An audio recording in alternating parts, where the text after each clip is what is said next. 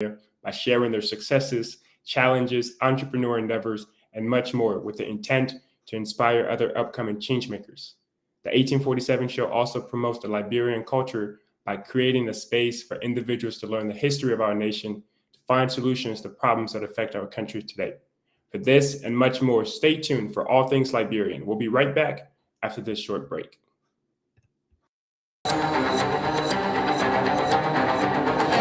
Hello, my name is Grace Joma Baba, founder of Destiny Creative Organization and owner at Janice's Snacks. You are watching the 1847 show. The 1847 show celebrates you, me, and all things Liberian. Follow the 1847 show on Facebook, Twitter, Instagram, and YouTube. The 1847 show, all things Liberian.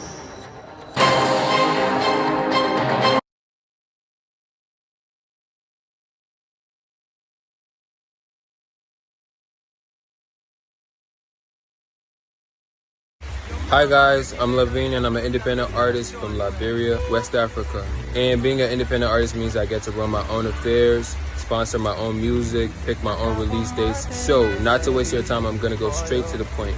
I'm trying to raise $5,000 to promote 2 songs over a 3-month time span. And I'm asking that you help out in any way you can. One of the songs are playing in the background right now, so that means you're one of the first persons to hear this. The proceedings are not just going to go to the promotion of these songs, it's going to go to helping the underprivileged in any way I can. And everything is going to be filmed and posted on my social media. So please help out. Thank you. You got something that I need, you bring light to my soul. Nobody does it like I do. You already know. Can't get enough of that.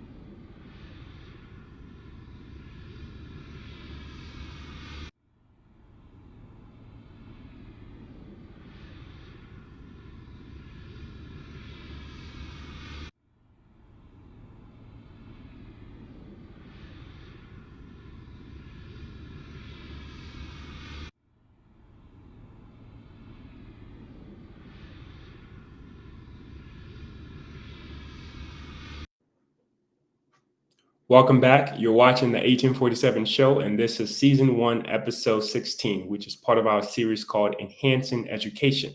This series highlights visionaries who are dedicated to solving real-world challenges by leveraging innovative educational solutions.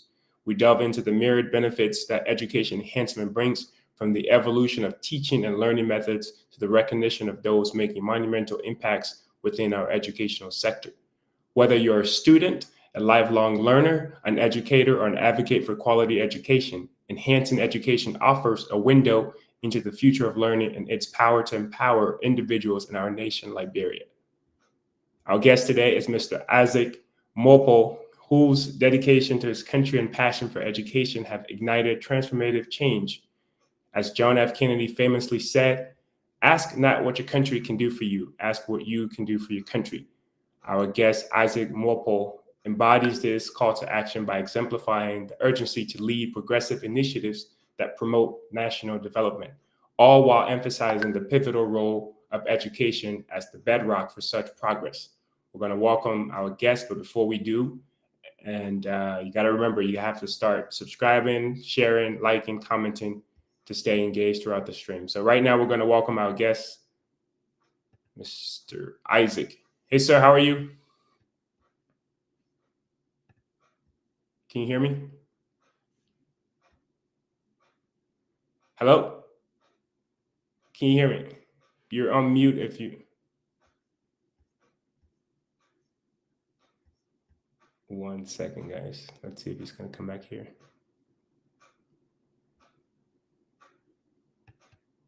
So yes, so thank you guys for joining. Again, he's back. Can you hear me?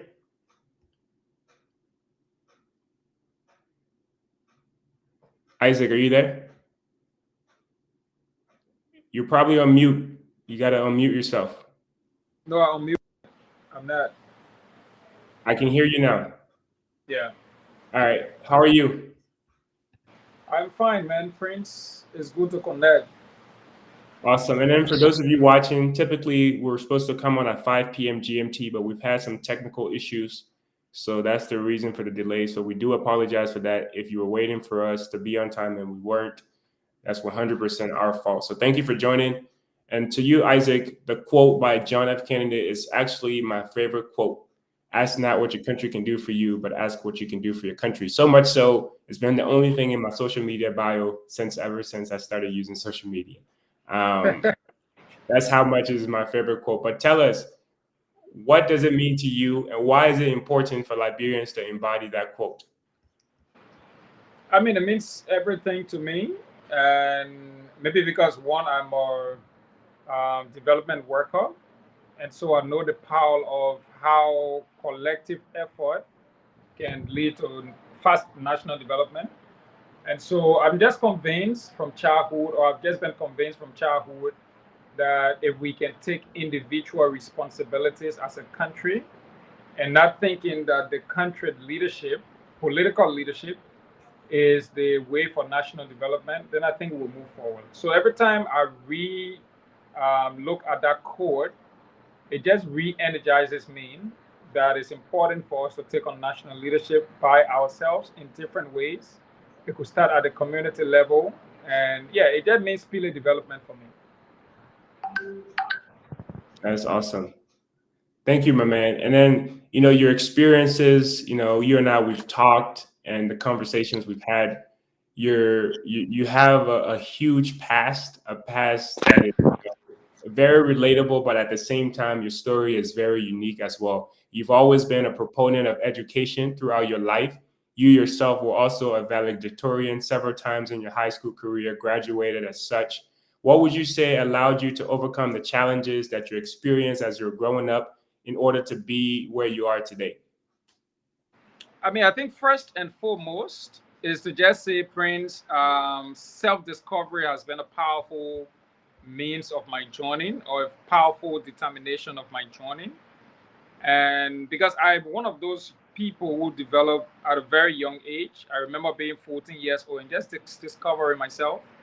And that discovery was tied around who am I, what do I want to be, or who do I want to be, and how can I be that person.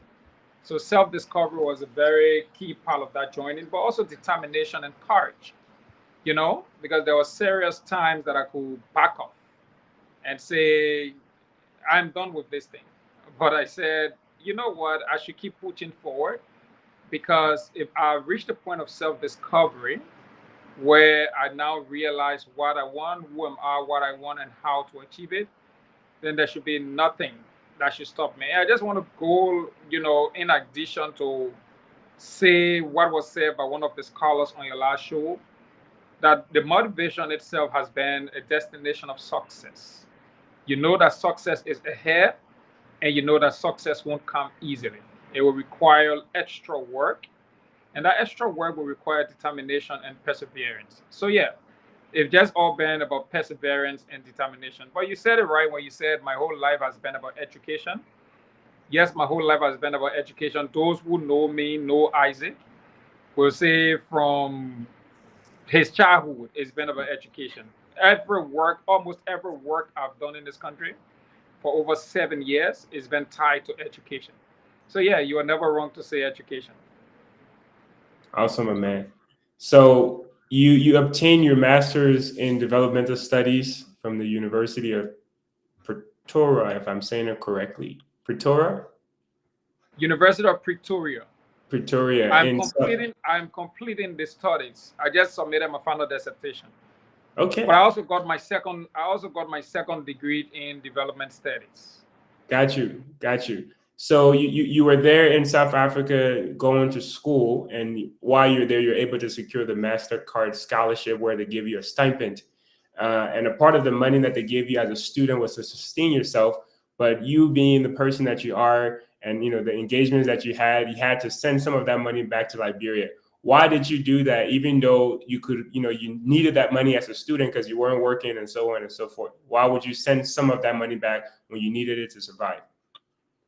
I mean, just driven by self-belief and passion of what I believe in or what I do. Mm-hmm. So the couple of times the work we do are not being supported by national government or local organizations, especially maybe because we're not thinking our priority as a government. So you need to go extra mile to ensure that your passion for what you want to achieve is being achieved, and that will mean to some of us going the extra mile and digging deep into my personal pocket. It's not just with the last year example. Currently, we planning the National Excellence Award program, and I have receipts in my possession. I think I sent you the award that I want to give the kids. But I Mm-hmm. have receipts in my possession that I've sent the first 50% of funds for printing the awards in China, and that 50% is money coming from my salary.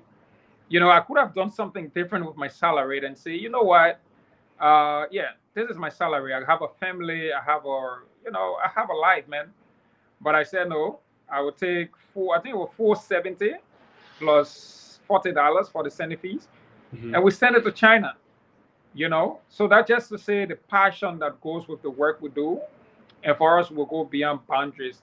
I mean, part of the reason why this passion is something that is driving me and the team is because we've been in the shoes of these students, and I know as we go along the show, we have the chance to talk about what the work we do more. But Right. we've been that before, and we know what it meant to be a valedictorian and being given an umbrella on your day of graduation as a motivation.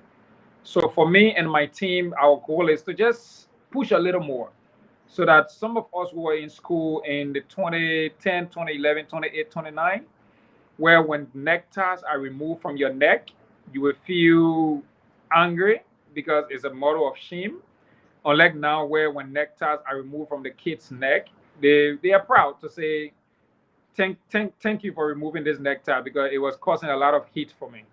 So those two examples will tell you that Mm-hmm. at one point they were proud in being academically excellent because at our time in high school, when you have a one red, they remove your tie. It means among your friends in the Liberian man we will say you dog, right? So no girl won't be with you, no girl want to be your friend, no man want to be Wow. closer to you, and stuff like that. Unlike now, they remove the necktie from the kid's neck and they said thank you. So the two different scenarios shows that at our time, everyone was chasing academic competition. There were academic competition in the schools. There were everyone wanting to be the best students as compared to now, where everyone just want to get their 70, man, 70, 75 and middle pass. No one really care about scoring 90, Right. And that's why I was sharing the narrative with you that all of 125 students we're working with this year, I think we just have around 27% of them that have excellence. And in the Liberian education system, excellence remains 90 to 100, Mm-hmm. and that's a little terrible. Man, that's a lot of feedback. And honestly, I think with you using your personal funds, not just when you were in South Africa, but also now that you're trying to plan this ceremony, I think that's the practical aspect to the quote that I mentioned earlier, which is your favorite quote as well, saying, ask, not what your country can do for you, but ask what you can do for your country. Sometimes it sounds great, but what does it look like in practice? Well, it looks like spending your own money in practice, not waiting for somebody to give you money to do the ambitions that you have and to make them a reality. So I think that goes to show, hey, you're really exemplifying this quote in your personal life as well. But something I don't want to miss, and I want you to highlight on, is the story of your umbrella when you receive. You mentioned receiving an umbrella on your graduation day, and people out there do not know the context of that story, but you told me the story, so I want you to share that with them briefly so they can understand why you mentioned that. Oh yeah, I mean it's important because part of that story is part of the reason why I'm doing the work that I'm doing. in schools like Cara Baptist, where I graduated from in 2011. And by the way, it's not just Cara Baptist. They are currently Convent is doing it. Currently, I think Sotiamon is doing it, and there are a couple of other schools that are doing it. Their final valedictorian for the grade 12 is not determined from your grade 12 marks. It's determined from being a valedictorian of grade 10, grade 11, and grade 12. That means you should be consistently a valedictorian. Now, considering the context that we go to school every academic year for approximately 9 to 10 months, let's conclude and say 10 months. So I went to school for 10 months. That was from 29, because 29, 2010, 2011, I graduated. I was valedictorian of the school. And the school only thought it was important because my graduation was on the 30th of June, 2011. You know, the period of June is a rainy period. So the school decided as valedictorian, the best they could do for me, and that is their model of what motivation is. So their model of motivation is, you know what, let's give this guy something that will make him to always want to be a valedictorian, make him to always want to be the best student. So my perception from a poor background going to that graduation ceremony was the fact that I'm going there to maybe get a scholarship or something to go to university immediately. At the time, I was 17 years old. I was 17 years old at the time when I graduated. So then I went to the graduation and I delivered a powerful speech, and everyone were like, "Oh yeah, he's a smart guy." And then the dean of student, I think dean of student vice principal for academic affairs came to provide a scholarship, not a scholarship, but to provide my gift as the valedictorian. And he came with an umbrella. I mean, truth be told, that was a little annoying that you would give someone an umbrella during the time of a graduation where the student is the valedictorian of the class. And I graduated with 93 average, 93% average. Not just a valedictorian, but being one for 3 consecutive years. For 3 consecutive years. As a matter of fact, I even almost contested as student council president, but then one of my colleagues now won the election, but I was still the president of the graduating class. Now, president of the graduating class, different from being president of the council. The graduating class, we had 3 graduating classes. We had 12-1, we had 12-2, we had 12-3. I'm also a member of the debate team. So that to just say, I was not just a valedictorian and a math student, I was a leader in my school. And you give me an umbrella as valedictorian, a means of motivation. Now, when we place that in the context of social entertainment programs, that we, every time I say that, I like to always make mention that we are not, we're not saying that social entertainment programs shouldn't be, people shouldn't celebrate the winners. My point is, in my context, where I receive an umbrella, and there's a girl who spent maybe 2 months, 3 months to be a beauty queen of the same district my school is in, and you give that girl a car, you give that girl a trip to go to Ghana or to go to Dubai, and you give me as a valedictorian an umbrella. The moral of the story is, you know what? Don't waste your time with education. You won't have a breakthrough early. Go into entertainment. So that has been a motivation since 2011. And I said to myself, and I mean, the other unfortunate thing, Prince, is though I graduated at 17, I could only go to school at 21. And the reason, not because I was not a brilliant student, but because my parents could not afford it. So I had to start to work on my own. I remember at the time, we were still using B-Bear water. There were no, the mineral water now. There was nothing like that. We were still using B-Bear water. So there was a place down 16th Street where you pass the Glorious Moses Cart house where she lived before. There was a fence there, a colleague of mine who we still see each other nowadays. His name is Martin Domo. We used to go there and lock it, tower, be there, and receive our labor. So I had to work for those kind of 3 years and prepare myself for university. So the end of the day now is, how do I give back? You have this story, but this story still persists up to now. There are kids that are graduating from high school, but their parents are poor. They are the valedictorian, they are best students, best quiz or whatever. They won't go to school. Simply because their parents cannot afford. I shared some of the statistics with you, which we will go in more. Last year when we did the program, the girl with the highest average, she was from Weston High School, from 7 counties. She had, I think, around 97.4. She's currently in Wallace Market selling. She's selling ticket glasses. Currently in Wallace.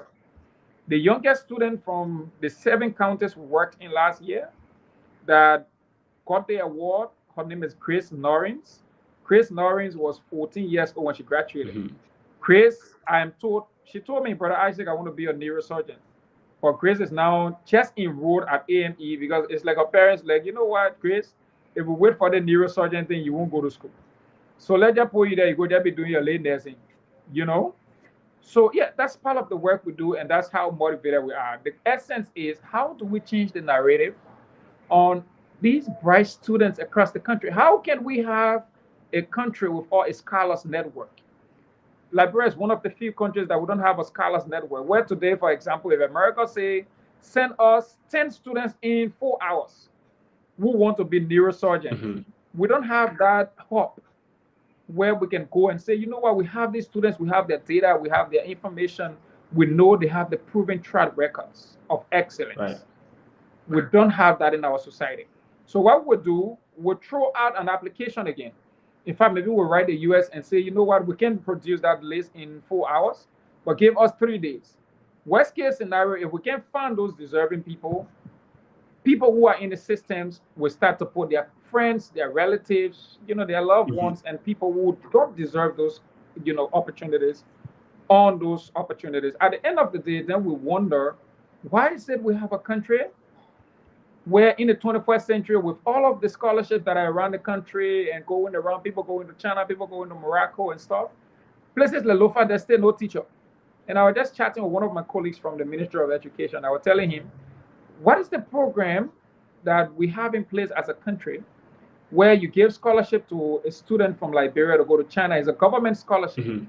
But then when the student come back to Liberia, there's no way to integrate the student in the system so that the students can be able to give back to the system, and that system can be able to benefit so that other students also can know that they owe the responsibility to the country. And that's where the whole thing about what can I give back to my country, that's where it comes from. Continuity, my man.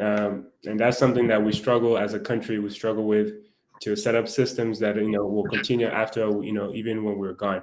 But anyways, I think you talked a lot about leaving your footprint and so on.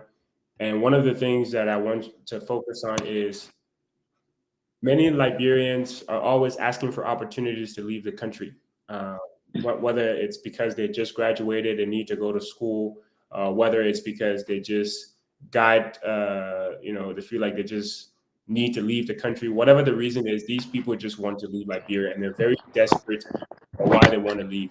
But the thing that you will not find is that the number of people that are willing to return. So leaving is one thing, right? But if you're willing to return, it's perfectly understandable. If you're trying to leave because you want to better yourself to come back to your country and give back, is understandable. Now, contrary to that, a man like you was privileged to leave, get an education where you could have stayed in a different country, make, quote unquote, more money. But why did you decide to return to Liberia?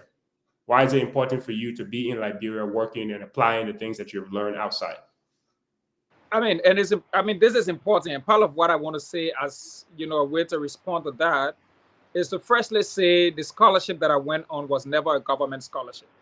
So I'm saying that to say I was not obligated to return. I was not obligated to return. I returned on the basis of what I want to do, what kind of change I want to make. So I got the scholarship. First scholarship I got to leave this country was in 2020, when I was the first Liberian to receive the Mandela Rose Foundation scholarship to go to South Africa. That's the Mandela Rose Foundation scholarship, where the goal is to be able to gather the brightest young people across the continent and teach them models around leadership, reconciliation, entrepreneurship, and those kinds of different models, and give them the right opportunities in terms of education to empower themselves and come back to their country and be able to serve. Again, I had the opportunity to stay in South Africa, but I also had the opportunity to come back to Liberia. And because I'm passionate about how can we all contribute towards improving education, which I'm passionate about in Liberia, I decided to return. Last year, I was not in Liberia when my team conducted the first edition of the Liberia National Academic Excellence Award. I could say, you know what, I'm in South Africa, no need to return, and X, Y, Z. But then I decided to come back to Liberia because I'm convinced that it's highly possible that with my presence here, my organization and my team can make a massive impact because it's tied around leadership, it's tied around your vision as a person. Remember, Prince, there's no one who can implement your vision better than yourself. So Amen. staying a distance away from how passionate you are about this, how you feel about this, how you understand the vision, and how you can draft people along with it is very important. And I just concluded that look, I couldn't do this while away. I needed to come back. When I came back, a lot of my friends they asked me, but I said, "Why did you come back? You had the So you opportunity to drunk? They can stay." ask you, you drunk? Something wrong with you? That's the question. That's the question. Something wrong. Something wrong with you? You mean you left everything in South Africa and you came? And look, the first scholarship, just to say, the first scholarship that I went on, I received. Well, anyways, let me say because just for the record, I received 5,600 every 5 months. So imagine I had the opportunity to stay in Pretoria, and I have a colleague who was in my class who is now the program officer for the Mandela Rose Foundation. There was the application thrown out, and the application was so easy to the extent they never wanted a South African. They wanted a non-South African, and they just wanted someone with proven records of service. I could have jumped at it and say, you know what, let me apply and just stay here, and whatever goes on in Liberia, let them do their Liberia thing, and I don't care. Right. But I decided, you know what, let me go back to Liberia, especially around the time where you have a lot of things going on. You have issues of education is a challenge. You have different people in now the political system is providing an opportunity where everyone's going to make promises, you know. So you also concerned about how do you get involved and make a proposal to the government in these elections to say if you genuinely want the interest of this country, these are things that you should look at. That's why you see part of what we're doing is to be able to submit all of the document, all of the data that I sent to you, to submit it to the Ministry of Education. Because a year or two from now, the government that will take over, we are challenging the government. We're challenging everyone that are contesting the elections. We say, you know what? If you're genuine about improving education in this country, one way to do that is to be able to re-inspire academic competition in the classrooms. Mhm. The way to do that is to be able to challenge the kids and say, you know what, at the end of the school year, for being the valedictorian of your school, you have a full scholarship. And tell me who won't want to be the valedictorian of their school. Right. Also, just ensure, and this take nothing away from the presidency, just ensure that the president, the head of state, just do an official communication and say, for example, you print, dear Prince, on behalf of the Republic of Liberia, as the president of the country, I write to congratulate you as the valedictorian of your school, as the best quizzer, as the best debater of your school. I am so proud of you, and the country is proud of you. Right? Prince, you received that letter from the president. This is the president we're talking about. Let's say you come from places like River G or River Cess or somewhere in the southeast, where it's a faraway place from the capital. You go back to River G, man, your whole shoulder, you walk in the community now, you scholar. Everyone proud of you. Kids in your community, in your schools want to be like you. So that's part of the reason why we came back. We came back to ensure that during these processes, we have our say in showing how we recommend to government. To say, look, government, if you're serious about education, or people in political processes, if you're serious about education, please know these things in your campaign so that we look forward to whoever win the elections and say, can we do these things? Because these things will have the kind of impact and will be able to speedily develop our country. Right. So you yourself, of course, you have been, it's not just your story that you've been a part of. You've also helped other people achieve a part of their goals by recognizing them. That's the first step. Sometimes those same people that your organization has recognized, which we'll talk more about your institution here after the break, but those same people that your institution has recognized, those people have gone on based on some of your recommendations and their association with your organization. They have gone on to do many things, many greater things, and are in positions today where they can give back to society. So what is the feeling like seeing those people succeed and knowing that you had a part to play in that? What is that feeling like for you? Praise, that feeling is is to say that's the reason I won't stop, right? Because, for example, if I look at people like John Simway in 2017, when I met John Simway, by the way, John graduated from Bethesda Christian Mission School. I met John with the Liberian National Debate Championship, but then I volunteered at Youth for Change, and I helped John, Alex Divine and the organization.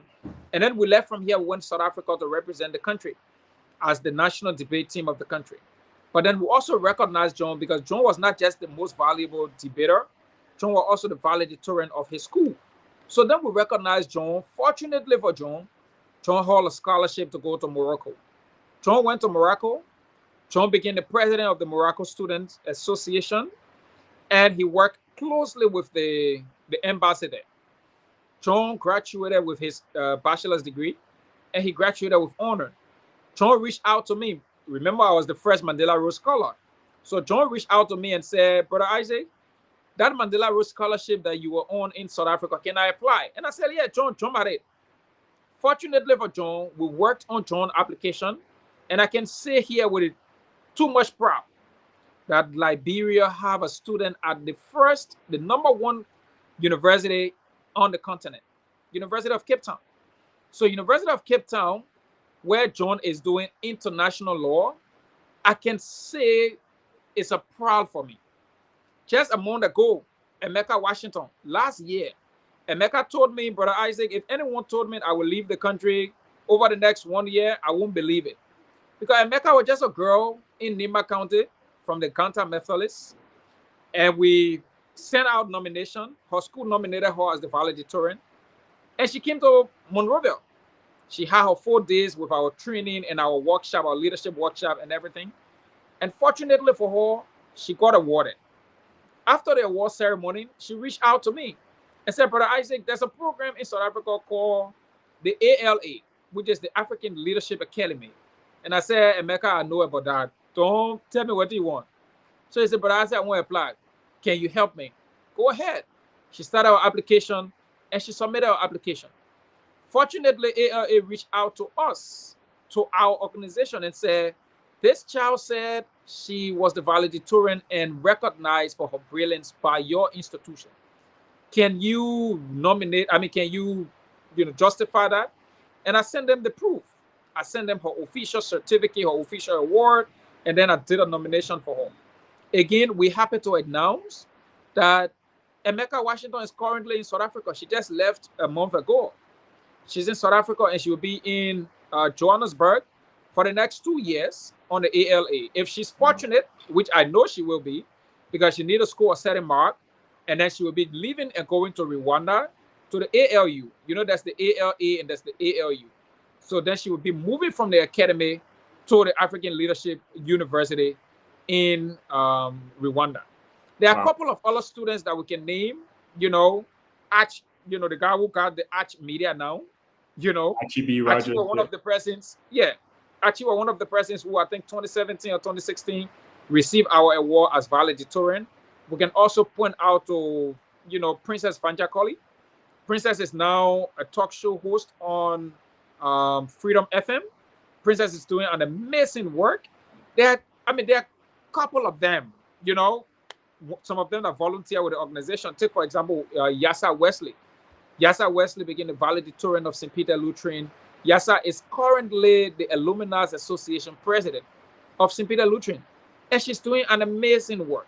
So there are a couple of them, 2 of our other students from last year, Mabintu Sharif and Louis from, the Dream School system.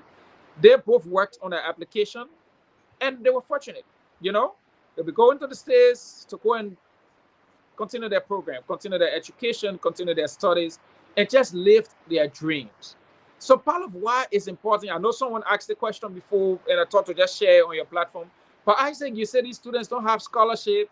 The money you take in to have the award ceremony, why you can take that money to give them scholarship? So I said, in everything you do, there are models to this implementation. Take, for example, there's a project called Bridge to Rwanda. Rwanda and Liberia got almost a similar story. Genocide, Civil War. But then after the genocide and the Civil War, what has been our model of education? all of us know and all of us argue that if all of our countries would develop is developed on the basis of education. But are we really investing into education? So in Rwanda, they launched the Bridge to Rwanda project. The Bridge to Rwanda project was taking the students right from high school, the brightest students right from high school, taking them and sending them all of the country, giving them international opportunities. They're signing up to a government reform. And that government reform is the government is responsible for you. You go 4 years and do your bachelor's degree. You do 2 years master's degree. You come back to the country and you serve the country for a number of years. Mm-hmm. Our model is we're not just taking the students. We want to create a scenario where students are aware that, look, there's something waiting for you. Because I remember when I was in grade 8. No, not to cut you off, but when you say our model, you're speaking for your institution, not Liberia as a whole. No, not Liberian model. It's our institution model. That's educate the next generation. Our model is we need to create a scenario where kids want to be a valedictorian. That's the students from United Dawa Uma. And he wrote me to say, Brother Isaac, I'm proud to be one of the awardees because last year, a friend of mine received the award and I challenged myself. I told myself that this is unique because I attended the award ceremony. Mm-hmm. And I said, this is unique. Next year, I will ensure that I be the valedictorian of my school just to receive this recognition. So we're trying to create a scenario where we create visibility for the students before just be saying the scholarship. So that visibility will mean us going to places like Lofa, where we found a young man from the Zoso Central High School who is 15 years old. I'm saying Zoso Central High School because this is not Montserrat where we have a lot of resources here. We're talking Lofa. We're talking Lofa where the road to even get to, Vanchama is a challenge. Right. But yet you have a 15 years old young boy who is a valedictorian of his graduating class. And that young boy told me, Isaac, but I said, I know how we go to school, but all I know are valedictorian. We, to just be able to get data around the country. Part of the challenge we face as a country, we lack data. And that's why most of our development agendas are not being supported by data. You have someone from Riverside County who is 29 years old, but still braced the storm and still became the valedictorian of a school from Yakpastan Public School. So those are inspirational stories. Those are inspirational data that we should be able to use now to be able to present to government, and government use those data for changing the story of how they, run their development models. So yeah, those are the different things that are involved in what we do. And we think the way we do it is unique. And yeah, there's no reason why government would not support what we're doing. Unfortunately, Prince, we are not being supported by government. I understand, my man. And a part of that, it's something that is beyond our control. But I'm very much appreciative of the work that you guys are doing, despite the challenges that you face. And all the students that you just list here, it goes to show what impact you guys are making. So even more motivation to keep going, even if the government doesn't want to come on board. Hopefully in the future, when they see how impactful the work is and you have the data to prove, which we're going to go into later on after we take this short break, hopefully they can come on board and say, hey, we're ready now. We understand the vision behind this. We understand the need for why you're approaching education in this way. So we appreciate it. Thanks for sharing those stories. We'll take a short break and we'll be right back. But those of you that are watching, you guys can follow him on Facebook. It's Isaac Muapoh. I'm a little hesitant to say your last name, my man. It's Muapoh, right? Muapoh. Awesome. Isaac Muapoh. He's on Facebook, Instagram. You can follow him. And then his organization, Educate the Next Generation, or Next Gen, is also on Facebook and Instagram. So you guys can follow them as well. And, just to get to see what they're doing. But they are the ones who are hosting the award recognition ceremony for high school students across Liberia. So we'll talk more about that once we come back. Stay tuned for now. We'll take a 2-minute break and we'll be right back. Thank you guys for joining.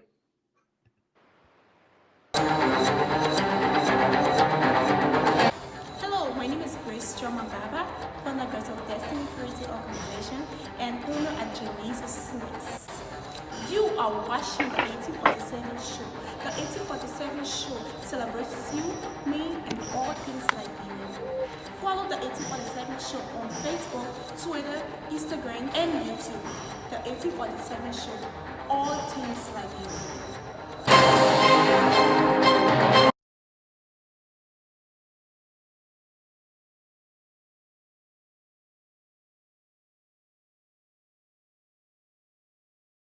Hi guys, I'm Levine and I'm an independent artist from Liberia, West Africa. And being an independent artist means I get to run my own affairs, sponsor my own music, pick my own release dates. So, not to waste your time, I'm gonna go straight to the point.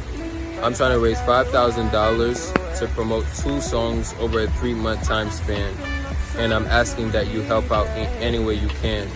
One of the songs are playing in the background right now, so that means you're one of the first persons to hear this. The proceedings are not just going to go to the promotion of these songs, it's going to go to helping the underprivileged in any way I can. And everything is going to be filmed and posted on my social media. So please help out. Thank you. You got something that I need. You bring light to my soul. Nobody does it like I do. You already know. Can't get enough of that.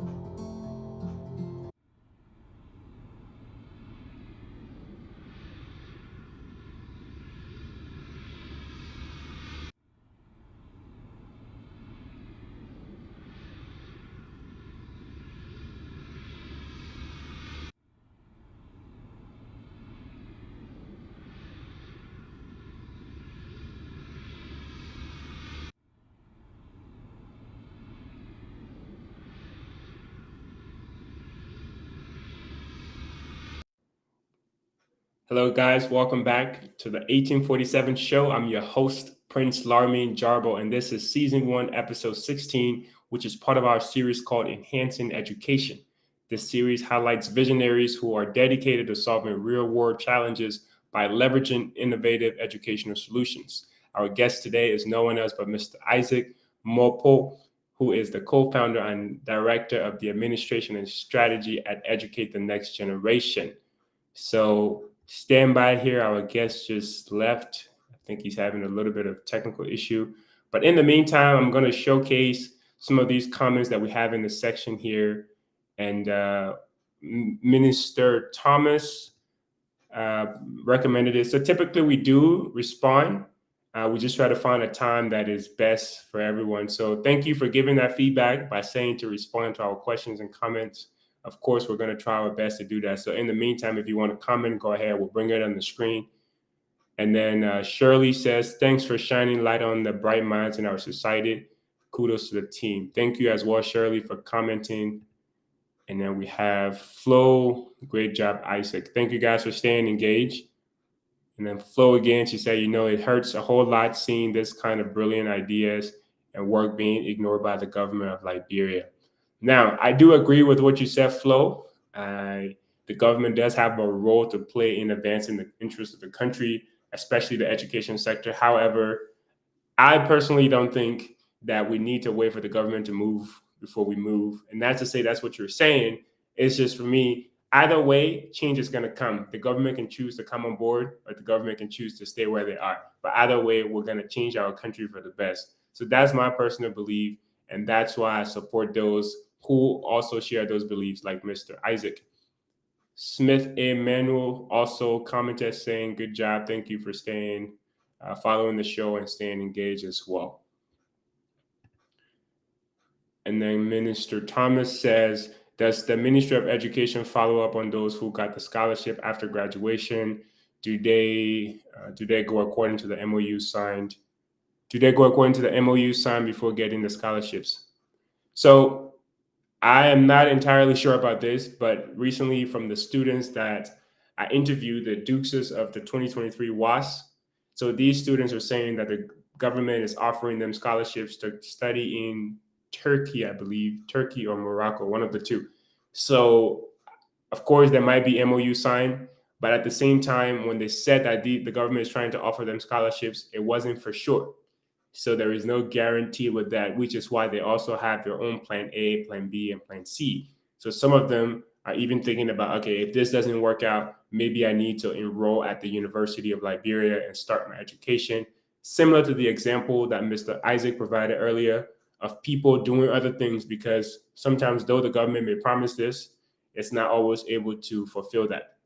Um, so that's pretty much the situation on hand, and we'll take it a case by case. But again, the government is great. The government should help. But the government, if they don't help, we're going to do what we need to do in the best interest of our country. So thank you for staying engaged. We're still waiting on our guest to return here. Hopefully he does. But in the meantime, we'll take a short break and I'll check on him. But stay tuned, guys.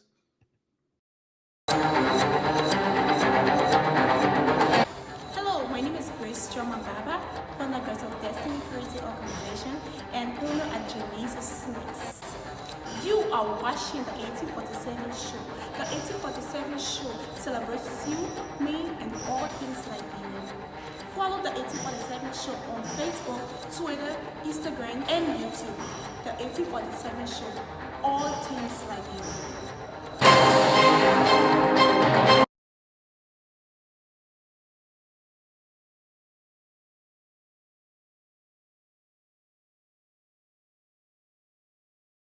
Hi guys, I'm Liberian and I'm an independent artist from Liberia, West Africa. And being an independent artist means I get to run my own affairs, sponsor my own music, pick my own release dates. So, not to waste your time, I'm gonna go straight to the point. I'm trying to raise $5,000 to promote 2 songs over a 3-month time span. And I'm asking that you help out in any way you can. One of the songs are playing in the background right now, so that means you're one of the first persons to hear this. The proceedings are not just going to go to the promotion of these songs, it's going to go to helping the underprivileged in any way I can. And everything is going to be filmed and posted on my social media. So please help out. Thank you. You got something that I need. You bring light to my soul. Nobody does it like I do. You already know. Can't get enough of that.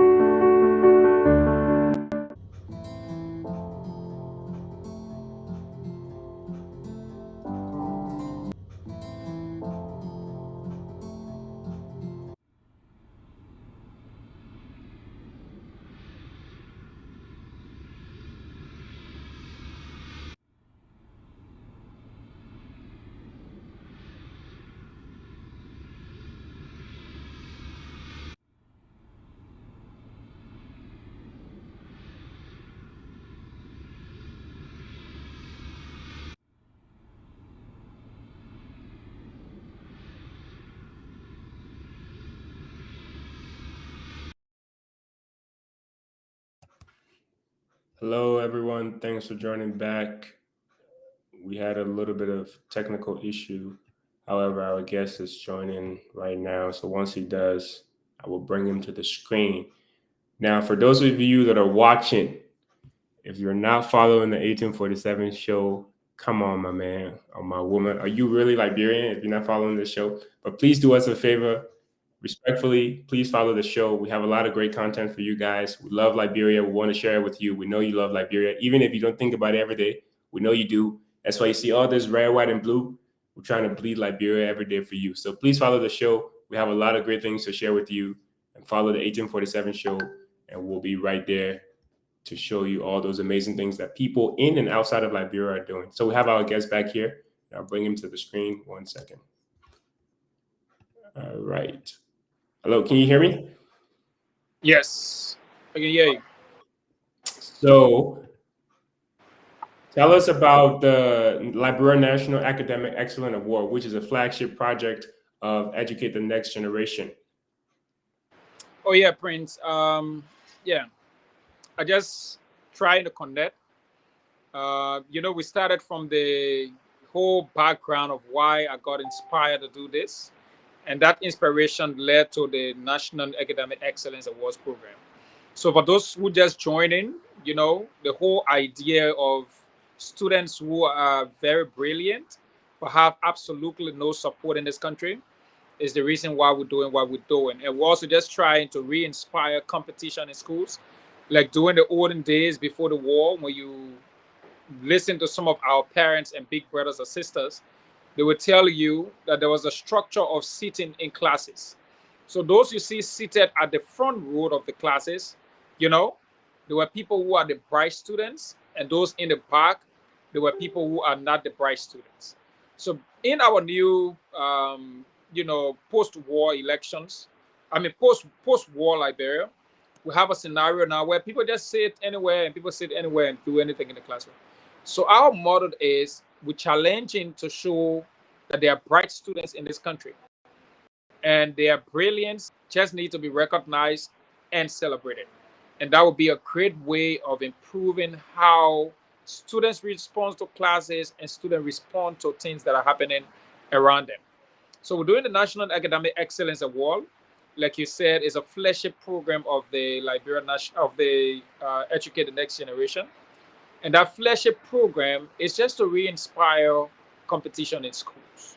So we do this every year. We started doing this since 2015. In 2015, we started with only Montserrat. I think we started with either 10 or 17 high schools, and we did it. But then we started receiving a lot of interest. I remember 2 days, I think 2 days or so before the program, many schools started calling, and some of them even started challenging that we, we're only interested in certain schools. And we told them no, the selection process will on. But again, we never had the needed resources to take all of the schools at once, right? So then we decided the second year and the third year to expand. But then 2 gap years we had because of lack of resources. I think 2019 we didn't do it 2019, we didn't do it 2020. And the reason why we didn't do it is because we never had the support. But I remember a couple of schools started to send me emails and saying, oh, we were selective, we celebrated other students, and now it is their term. I mean, a lot of students, now it is their term, and we're not celebrating them, we're not honoring them. Then I called the team back together and said, I think we're missing out on something. So can we go back and redo this thing? A lot of people are interested in this. And if it means we would take our pocket money to have the event, let's do it. Fortunately for me, 2020, I left the country and then I went to South Africa. Why in South Africa started to get small funding, my pocket money, and started to send it back. So in 2021, when we resumed the program, there was one debate that came up. That one debate was, we're talking, you're doing excellence program or you're doing an award ceremony, but you're only doing it for valedictorian. What becomes of the students who are the best debaters? What becomes of the ones who are the poets in the high schools? Best quizzers, best essayists, the best students in wax. What becomes of them? So then we say, okay, because but then the program was called the Liberia National, they were called the Liberia Valedictorian Ceremony. So dealing with only valedictorian. So last year, we said, okay, considering that all of these suggestions make sense, let's expand and let's call it the National Academic Excellence Award. Now, that National Academic Excellence Award will mean that we including we having not just the valedictorian now, but we're including best quizzers, best debaters. So last year we had 8 categories, and this year we push it up to 9 categories. We just included the best high school visual artists, and I can tell you, Prince, if this young man take a pencil and a sheet and sketch for you, well, Prince, you will be seated where you seated, and he will sketch you, and he will give it to you, and you will be like, man, where are you from? And I think he just got promoted to grade 12, Mm-hmm. So there are amazing, brilliant, and smart students in our schools. but they lack the needed support. They lack needed, resources to grow. Normally, when I'm sharing why we do, this thing that we're doing, I just like to give an example. I know I give an example with the beauty pageant, where all of the beauty contests now across the country, which is not a bad thing, by the way. All of them now, they receive a car and they receive some of them receive a trip to Ghana and stuff like that. My argument, my institution argument is not to say give these kids car, because the first thing, they are kids. They don't even have gasoline to put in it. But my point is, if you can give cars to those people, which they deserve because they perform and they put in their time and they put in their resources, there's another group of people who put in their time and their resources and burn candles. Right. Give them the same opportunity. All we're asking you is to give them at least a full scholarship. It will shock you when I had a conversation with Penetta Davis. Penetta Davis is the current deuce of the medical school, Prince. And she was like, Isaac, I asked, what is in being the deuce of the medical school? And there's nothing in it. Imagine the deuce of the medical school of the country. There's nothing in, not even a computer to say as the deuce. I'm telling you, Prince, to say as the deuce of the medical school, you have a computer. And this is the same with the deuce of the law school. People don't, we don't celebrate academic excellence in this country, and it's a problem. And so we took the challenge and say, if, for example, B Brother Library or B Brabi Library, right? B Brabi. Last year, the prices, the winner walked away with, I think, a 3-bedroom house, and I think some other stuff that I'm not ready to show off. The same with the, MTN is doing one program now. They call it MTN Yellow Star. The Yellow Star project, I think now the winner will be taking $300,000 Liberian dollars. A car, a brand new car, a record deal, and stuff like that. Those things are good. It motivates people who in those areas to want to get involved and go the extra mile to do their best. Why are we not doing the same for education? Why? Why will a 17-year-old girl do wax, for example, and there's no direction of a full scholarship to that child? Are we missing something as a country in terms of our priority? So for us at ETM, we think we are missing on something, and that thing is education. We're not investing a lot more in how do we create more competition in schools and get the best out of our students without making the students so relaxed and just satisfied with getting their little 70 or the little 80 or whatever. And it's a little terrible. So we're doing the Excellence Awards program. By the way, the program is different from other programs. Mm-hmm. There's no, from other awards ceremony. There are a couple of award ceremony where you get nominated and you must send SMS, you must send 50 or 100 SMS, and one SMS is 50 cents or 30 cents. No, we don't do that. The only thing a student need to do is to be the valedictorian of their school, to be the best in their school, to be the best quizzer, to be the best debater. That is the only price you have to pay. Once you excel to that position, automatically you get nominated in the Excellence Award program. Now, because you get nominated in the Excellence Awards program doesn't mean you automatically get awarded. Mm-hmm. So there are stages of the program. So we do the nomination stage where you get nominated. We receive your nomination. Oh, Prince is the valedictorian of this school X. Sorry, I keep using your name as an example, Prince. No problem, my man. I've never been a valedictorian in my life before, but I feel honored. Prince is the valedictorian of Fort Maiden High School. Wait, why did you use Fort Maiden? Is it because you know that I went there? Of course. Okay. That's good. Go ahead. So Prince is the valedictorian. Prince get nominated. Automatically, Prince is not an award recipient. So we know there are a couple of things happening in education. We still have bribery in schools, which is a major challenge. So we don't just receive a child who get 90 or 80 or 85 and automatically you become an award recipient. And that was my next question, which I just want to state it before you go ahead and explain. So pretty much your organization is just not in the business of recognizing people. And what I mean by that is just whatever whatever people get nominated to your institutions or submitted to your institution, you just don't give them awards. You go to the extent of making sure that they're actually deserving of those awards. And one of the story that you explained to me was a principal or school, the valedictorian of that school, her father was the principal. And, when you received the nomination for her, you started to look into her files. You got concerned that, hey, why was she nominated? Is it because her father is the principal and, is he giving his daughters these grades because he feel like she could get an opportunity from it? So those are your concerns. And then your institution went even deeper into that to make sure that she was truly indeed qualified and that those grades were truly her grades that she earned.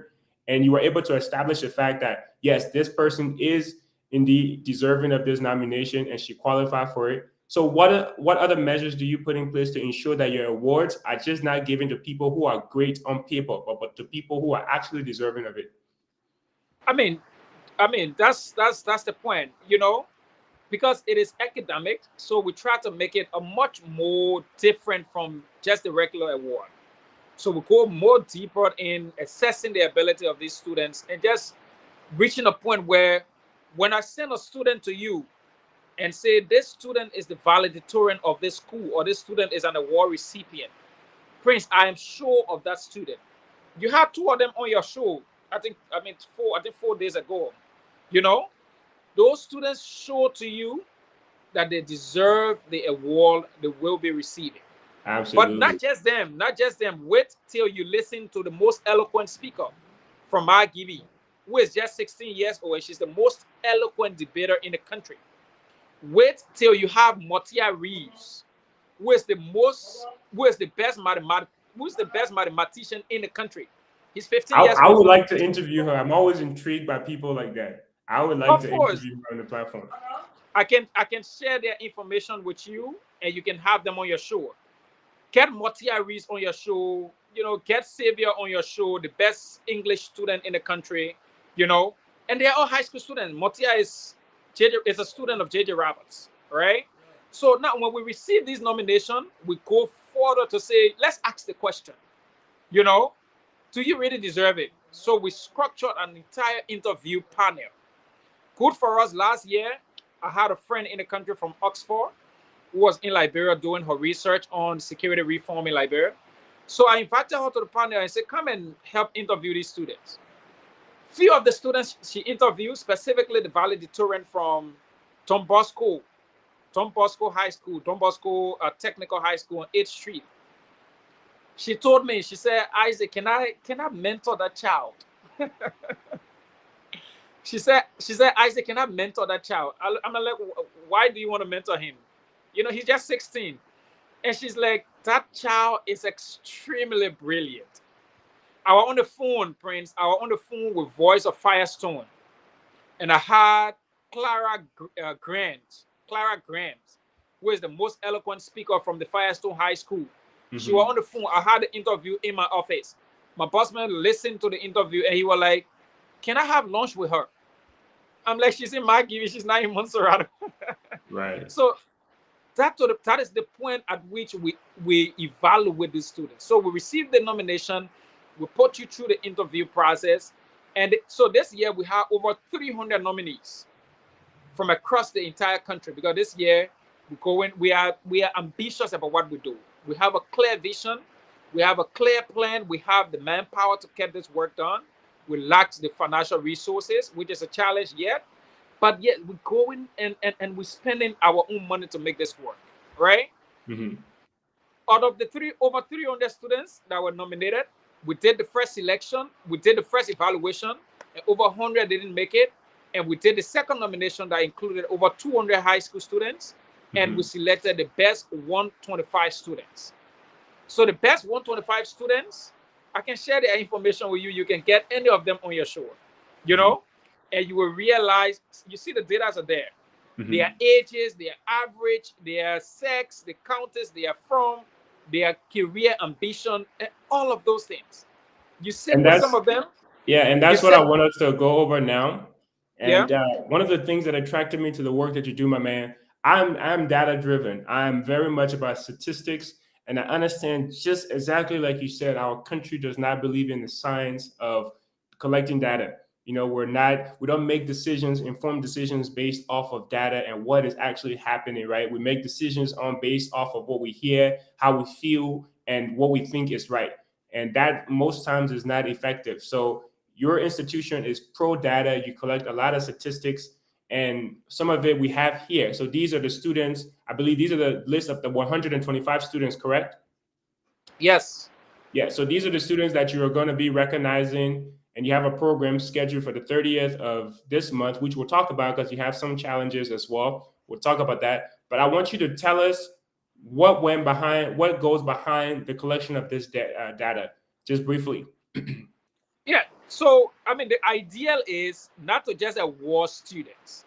The ideal is how do we identify gaps in education or gaps in our country and make recommendation to how to solve them. So take, for example, there's one of the data that's been analyzed that talk about over 75% of high school students that are graduating from in this country. They don't have any experience, any service to their community.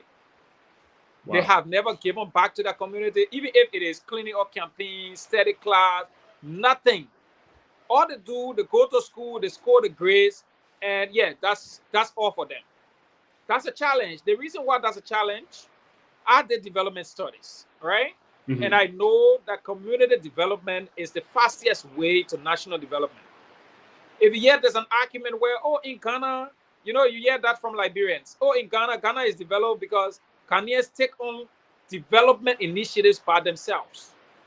Now, the scenario in Liberia, you have a member of parliament or a government official, for example, who live in a specific community. The road leading to that government official's house, the road is extremely deplorable. But that official says, because he or she paid taxes, so government must be the one to come and fix that road. Our point is, you also are government, because government is not just the people you think you elect. That's why they say government is for the people, by the people, right? So you can't come and say that you can make an intervention on that road simply because, quote unquote, you are not a member of the government. Now, this is the root of what is that. If you have students who don't have a track record of community service, they will grow up realizing or thinking that I don't need to do anything. I just need to score my grades, right? We try to change that mentality to say, no, you as a valedictorian, you can go to your community and organize study class for the kids in the community. You as a valedictorian, you can go to your community if the youth chair or the youth leadership is not doing something, organize at least a community quiz program, a community spelling program, cleaning up campaign. Give back to your community in meaningful ways. Because if you do that, you are improving speed development. Another very rare data that we share with you, last year we had over 80% of students graduating from 7 counties that never knew anything they call email in the 21st century.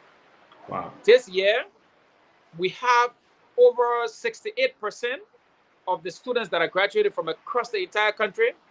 Prince, imagine someone who is a valedictorian, is a high school graduate, is around 16 to 18 years old, and you call them and tell them, Prince, hello, can you please send me your email? You went through the interview and we need to send you the interview result. And they say, where did they got email? In the Liberian way, right? Where did they got email? You say email, yeah. I mean, you're trying to explain what email is. And you say you got to get email. And they say, no, send it to my Facebook.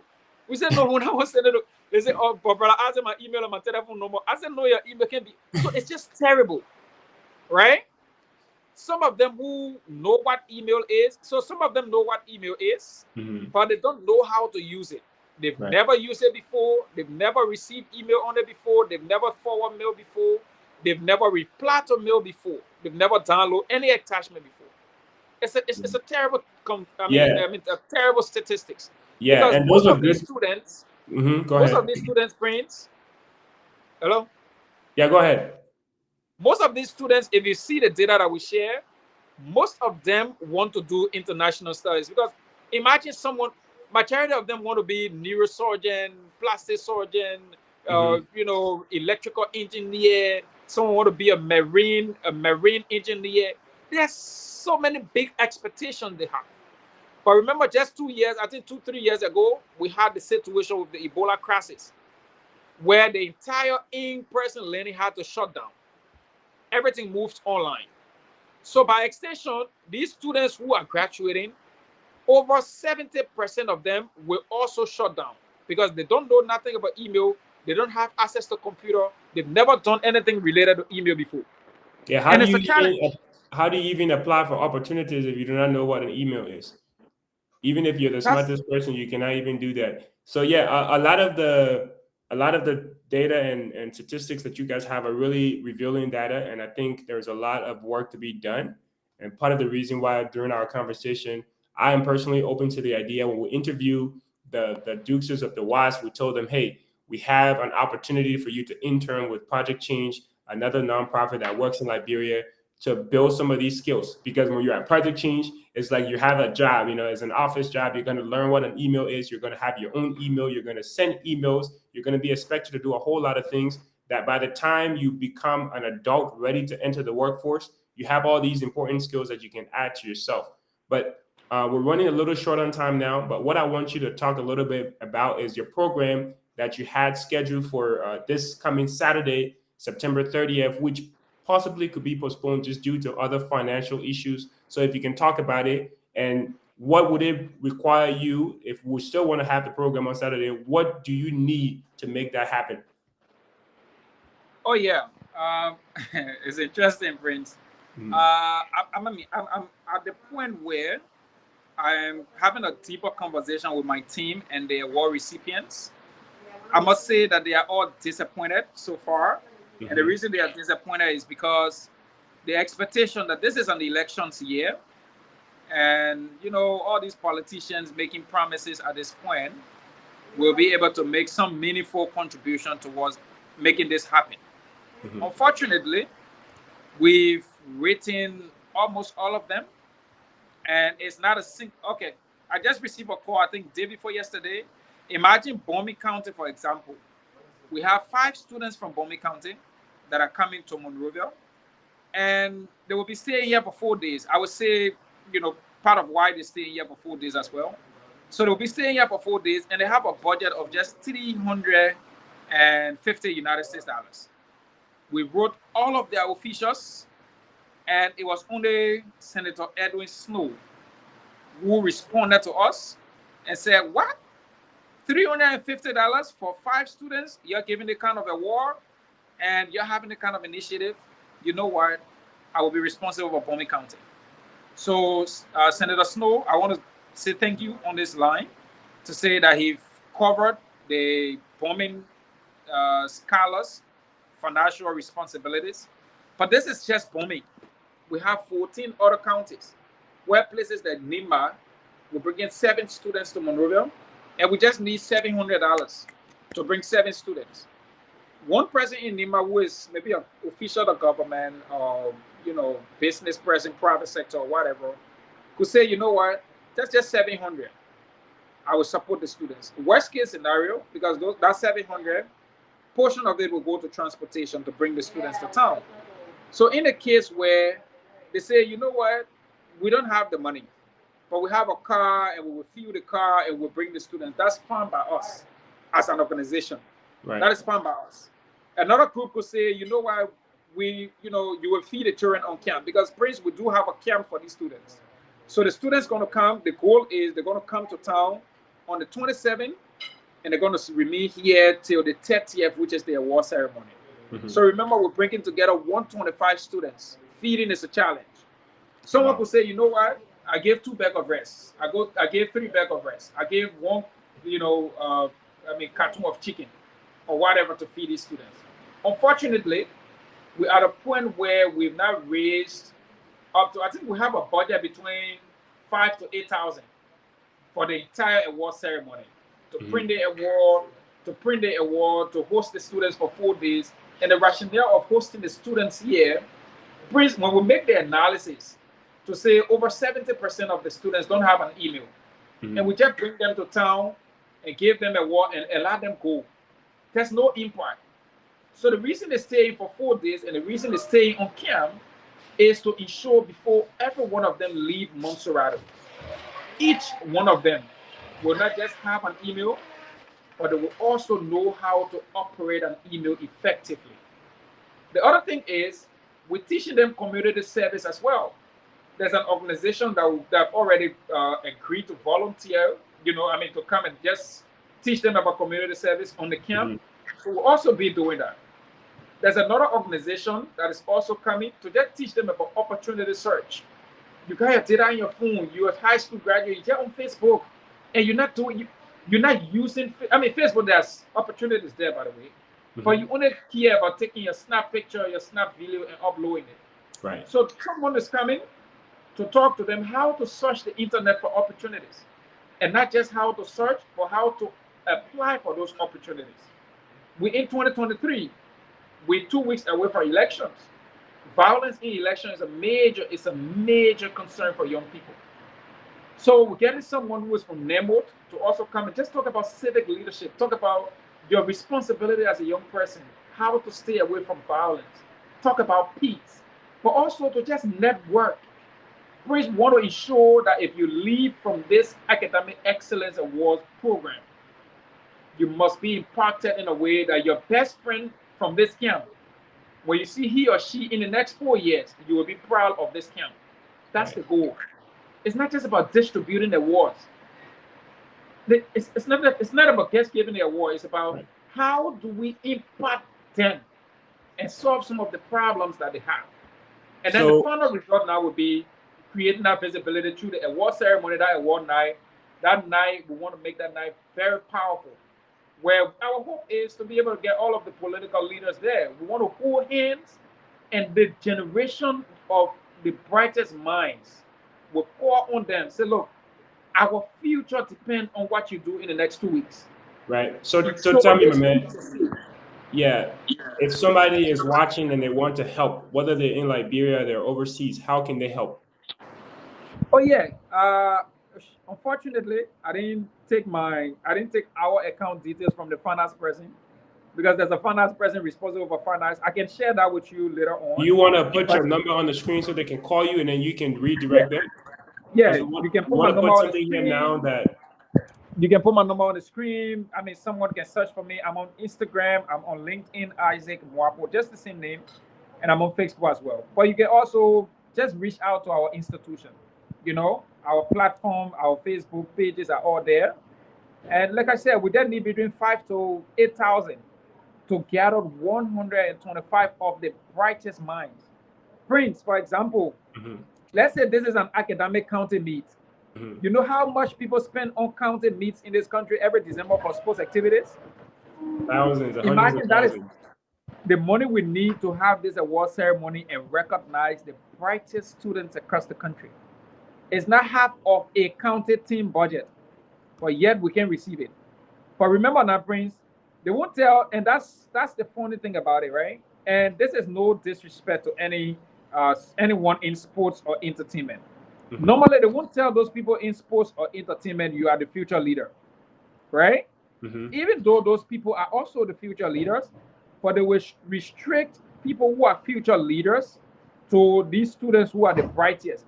Yeah, the speeches they make when they go for this graduation ceremony. You are the future leader. You can be the president of this country. You can be the vice president of this country. You can be a minister or whatever. But how are we contributing as a country Right.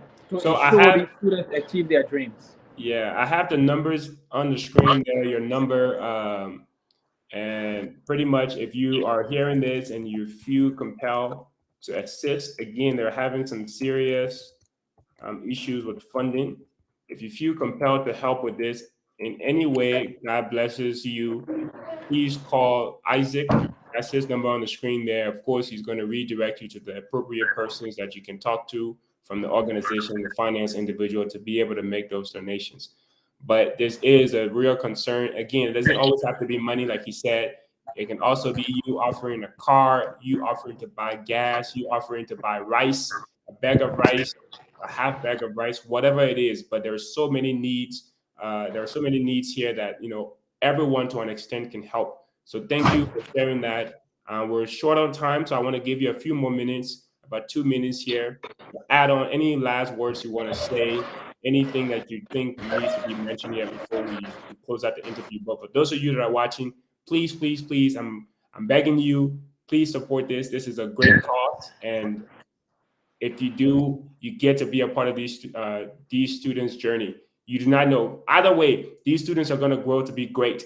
God is giving you an opportunity to be a part of that story, but for you to be able to say, I helped this person get to this place. And that's a privilege. So if you can, please help, please call that number, and he will give you guys directions. But go ahead, Isaac, whatever else you have you want to add before we conclude the interview, the time is yours.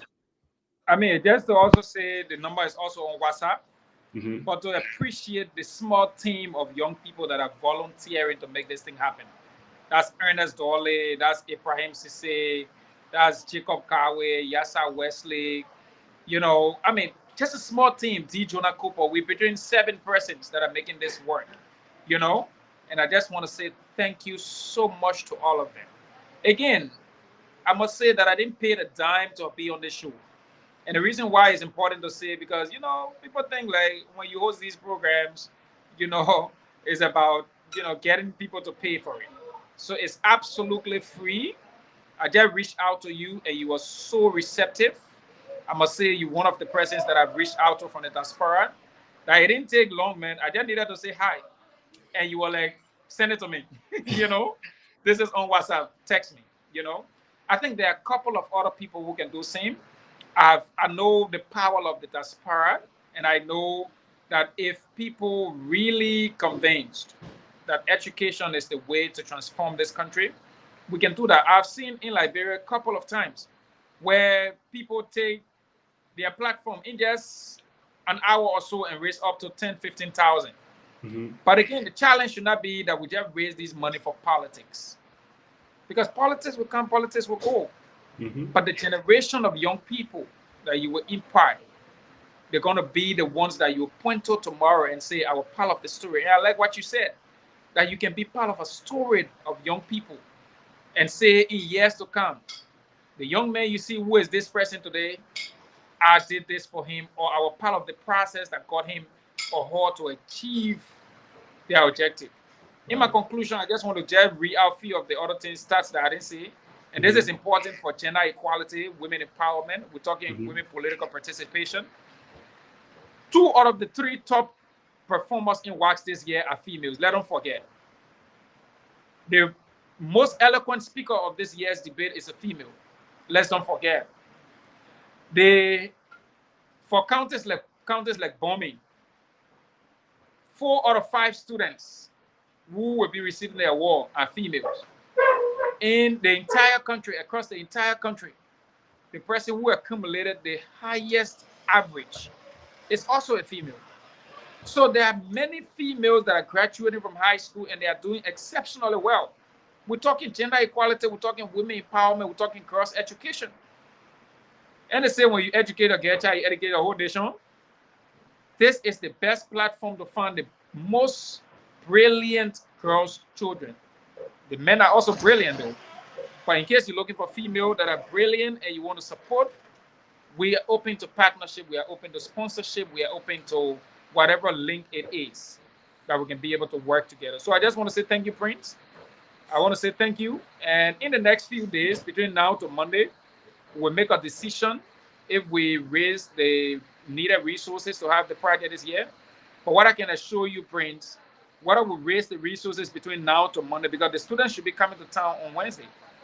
Whether we raise the resources or not, we will have this program this year. Amen. No matter what. Amen. We will have it as we've done before. If it will mean that we have to, use our next 2 months' salary to ensure that these students are recognized, they are celebrated, they are shown to the world, we will do that. Because we can't betray them. We can't afford to betray them. If you were just in the chat room and see the messages that they're sending, Brother, I said, when we come in, and I'm like, these kids don't know what's going on, But I want to say thank you. And yeah, like I said in my conclusion, we're open for partnership, we're open for sponsorship, we're open for support, we're open to sharing this data with anyone interested in helping these students. We also open to say we don't have the capacity to do a transition after the award ceremony. So if there are organizations out there that are doing internship work, that are doing different work of support, scholarship, or whatever, we are open to partner with you. Come, let's work together. Let's improve the next generation. Let's prepare them, and let's have a better Liberia. Thank you very much. Awesome. Thank you, Isaac. Very great words. Thank you for sharing all the statistics, sharing your story and that of the students. Very honored to have you on the show. Again, apologies for the time and everything, but we're running a little late at this moment. I have to go on to my next appointment. But thank you, guys. And for those of you, again, who are interested in helping, as you can see, there is a banner at the bottom of the screen, has his number. If you're interested in supporting this program, you can call him and he will give you directions. You can be in or out of Liberia. You can still help. We have mobile money. We have mobile money works outside of Liberia and it works in Liberia. And then for you, Mr. Isaac, please keep me in touch on what happens with the planning of the program, and then we can take it from there. But thank you, everyone, for watching. This has been the 1847 show. I've been your host, Prince Larmi Jarbo, and this was Season 1, Episode 16, which is part of our series called Enhancing Education. This series will highlight visionaries who are dedicated to solving real-world challenges by leveraging innovative educational solutions. To watch upcoming episodes, please don't forget to follow our social media channels. Until next time, stay safe and God bless you. God bless Mama Liberia. Bye-bye.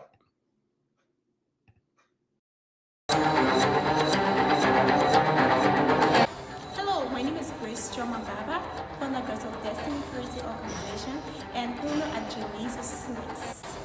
You are watching the 1847 show. The 1847 show celebrates you, me, and all things Liberian. Follow the 1847 show on Facebook, Twitter, Instagram, and YouTube. The 1847